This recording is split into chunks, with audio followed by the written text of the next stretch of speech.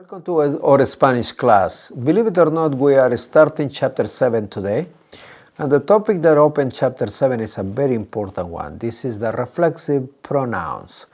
I don't know if you remember last time that when we studied direct object pronouns that I suggest you to open a piece of paper so you can copy the direct object pronouns in one place, and today you can copy the reflexive pronouns close to those ones so you can see the similarities and the difference between the two.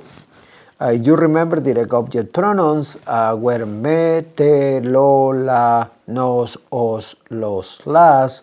Today reflexive pronouns are me, te, se, nos, os, se. So you realize many are very similar except the third person subjects.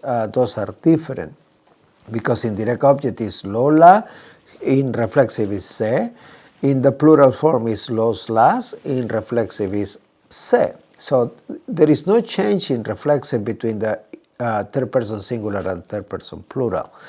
Now, not all the verbs are reflexive in Spanish. They are not equal in English as well. So we have two types of verbs in Spanish when we came into that topic.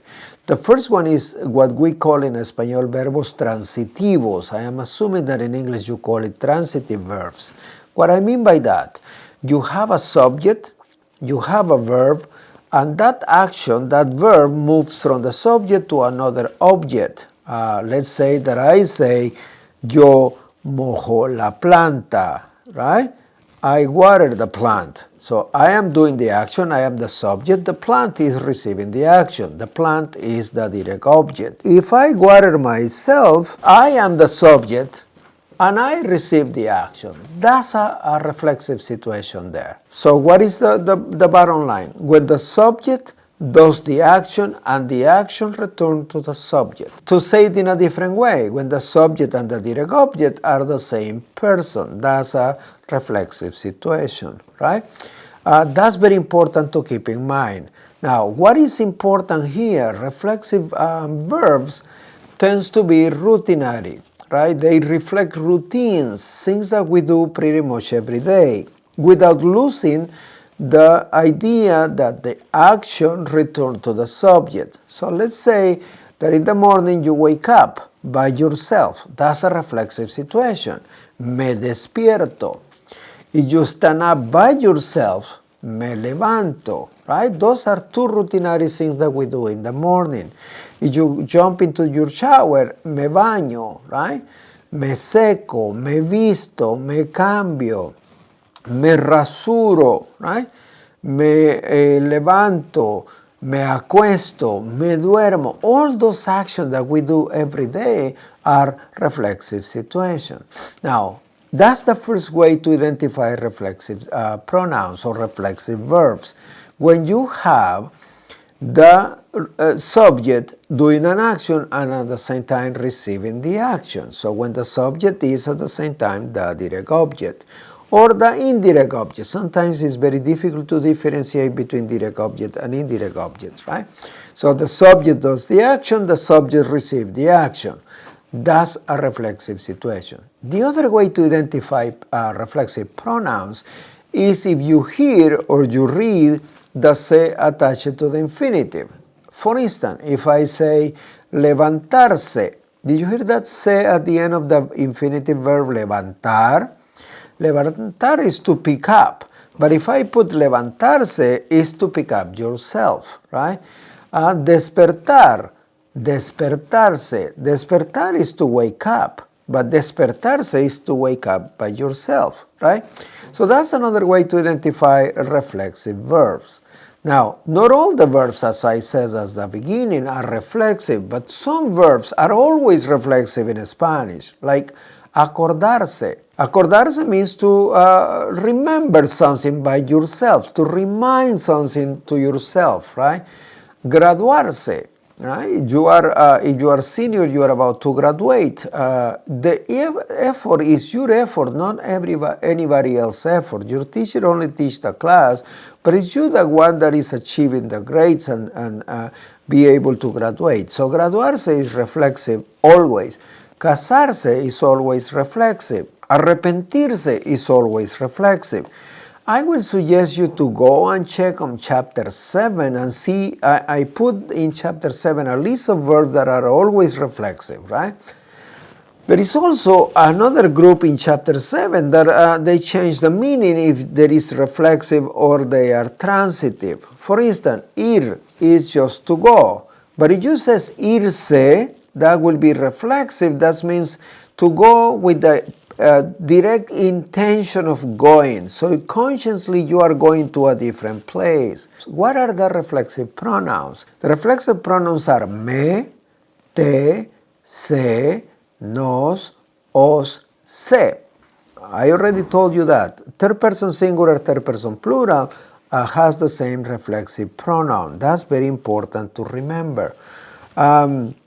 The other thing that is important to remember in Spanish is that reflexive verbs tends to be routinary, as I already told you. So common verbs like routinary verbs are levantarse, despertarse, vestirse, bañarse, lavarse, acostarse, dormirse, aburrirse, cambiarse, secarse, rasurarse, depilarse, maquillarse are very common verbs in Espanol, and all those are reflexive verbs. How I know they are reflexive? Hear the endings, all those verbs ending in se.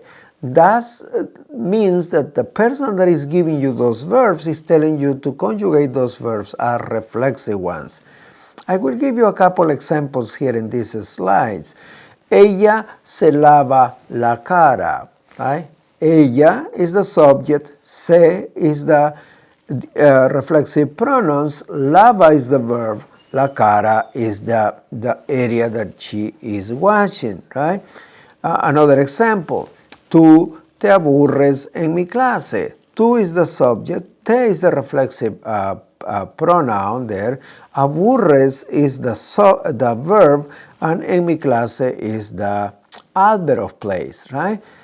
Those are clearly reflexive constructions and reflexive verbs and reflexive situations.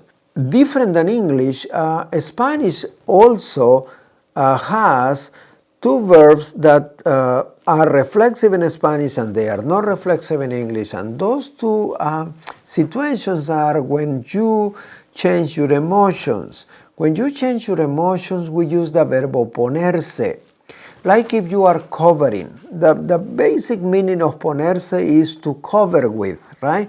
You are cold, you get a jacket, you cover yourself with a jacket, right? That's ponerse la chamarra, ponerse la chaqueta, right? But when you change your emotion, we use the same verb, ponerse. What in that context ponerse means is to change your emotion, to change your attitude. Probably the best example here can be Hulk. If you remember Hulk, once he sees an injustice, he immediately transforms himself into a monster. Él se pone enojado. Él se pone furioso. If you see your boyfriend or girlfriend going into the movies with another person, most likely you will be jealous. Tú te pones celoso, right? So every single time that we change our emotions, we use reflexive verbs, right? That means to become in English, and in English it's not reflexive, but in Spanish it's absolutely reflexive, right? Yo me pongo molesto. Yo me pongo enojado. Yo me pongo agresivo. All those situations are emotional situations, and I am changing, for whatever reason, I am changing my emotional status, right? That's the first case. The second case that is not reflexive in English, and it is in Spanish, is when you change your social status. And that's very broad, I know that, right? And we use there the verb volverse or hacerse, one or the other, but volverse is more common. So let's say that you become a lawyer, right? And that will be, me vuelvo abogado. You become the president of the U.S., me vuelvo el presidente de Estados Unidos. You become famous, me vuelvo famoso. You become rich, me vuelvo rico, right? All those situations are changing your social status. Because you are changing your social status, in Spanish you will use reflexive constructions. Tú te vuelves un jugador importante. Tú te vuelves un senador. Ella se vuelve una empresaria exitosa. All those constructions are reflexive in Spanish, even though in English they are not, right? So this is the importance part of the reflexive constructions. Now, like in English, there is the three plural subject, nosotros, vosotros, and ustedes, ellos, and ellas. We call it reciprocal. Why is that? Because we are doing the same action at the same time, right? So if I say, David y yo nos saludamos, that means that we are greeting each other, right? I am not receiving directly the action, but David and I, we are doing the same action at the same time. We call it reciprocal in a specific way, but you can call it reflexive in a very broad way, right?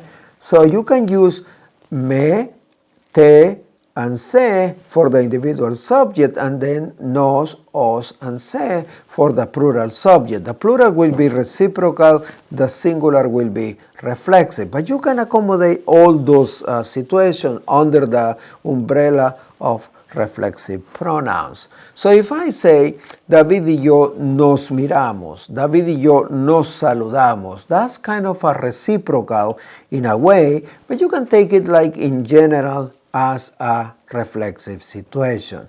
Now, in your slides, in company of this video, you will find an exercise there. Is in the last slide, slide number 9, and I want you to go there and fill in the blank using the reflexive pronouns. It's a very easy exercise, but it can give you a little bit of the sense if you mastermind this information or not. One more time. What is the importance of this thing? Well, first of all, we are achieving a second group of pronouns, right? We move from the direct object pronouns into reflexive pronouns. There is one more group of pronouns pending, and we will do that later in chapter 7, and that will be the indirect object pronouns. Second thing that is important is that we can understand that reflexive constructions occur when the subject does the action and at the same time receives the action. So the subject is either the subject and also the indirect object pronoun, or is at the same time the direct object, right? Is the subject doing the action, the subject receiving the action. That's reciprocal. That's reflexive. Also, to identify a reflexive, you have to hear the se attached to the infinitive. That's very important. Also, very important is reflexive tends to be routines during the daytime, right? It's action that you do by yourself and you receive the action of those things. And don't forget that also, even though in English it's not the case, to become is reflexive in Spanish. And there is two ways to see to become. When you change your emotions, ponerse is the right verb, and when you change your social status, volverse will be the right verb. Finally, go and check chapter 7 and see the verbs that change the meaning if they are reflexive or they are not reflexive. For instance, it just says the verbo lavar, lavo el coche, right? I wash my car. But if you says me lavo la cara, that will be reflexive. I wash myself, right? Beyond that point, there is also verbs that are always reflexive, like casarse, like graduarse, like arrepentirse, right? That you cannot use in Spanish, but only as reflexive constructions, right? Me gradúo en mayo, me caso en julio, me arrepiento de mis faltas, right? All those three last sentences are always reflexive because there is no other way in Espanol but to go reflexive. So my suggestion is go check the slides, hear the video, check the slides, But also, if you need extra help or you need extra information, go and check Chapter 7. This is the first topic of Chapter 7. For now, this is it. Don't forget to subscribe to my channel in YouTube, and so long.